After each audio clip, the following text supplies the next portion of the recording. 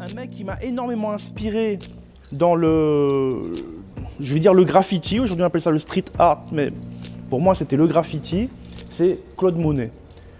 J'ai toujours été subjugué par les nymphéas de Claude Monet au musée de l'Orangerie.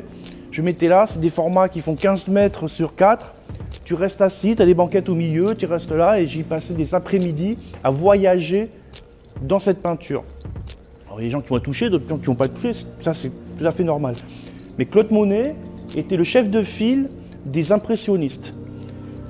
Les impressionnistes m'ont touché à différents points. C'est les premiers artistes à avoir peint en extérieur de l'histoire de l'art. Pourquoi ? Parce qu'à cette époque-là, ils ont réussi à mettre de la peinture dans des tubes en laiton. À partir du moment où ils ont eu des tubes en laiton, ils sont sortis, ils ont commencé à peindre. Mais ils ont peint d'une certaine manière. À cette époque-là, les gens qui étaient en vogue, c'était les académiciens.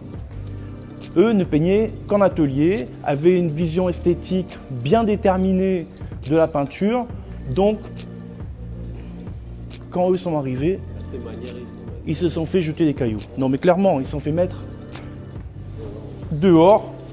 Donc ils ont ouvert des salles, des salons des refuges, exactement. Et donc ça, c'est mon histoire. Je veux dire, quand je commençais à faire des graphes, pour moi, je me suis jamais mis en tête, je fais du vandalisme, je casse. Pour moi, faire du vandalisme, c'est brûler, c'est casser des carreaux, je sais pas, c'est pas peindre sur un mur. Surtout, la plupart des murs où on peignait, c'était déjà, le mur était complètement délabré, quoi. Je veux dire, je comprenais pas, quand je me suis arrêté, je disais, mais c'est un cadeau que je fais, je comprends pas. C'est mon temps, c'est ma peinture, c'est ma créa, demain vous me paierez pour ça. Je dis ça au juge, et puis ok d'accord, bim bam, allez, fous-moi le camp, tu vas payer tant.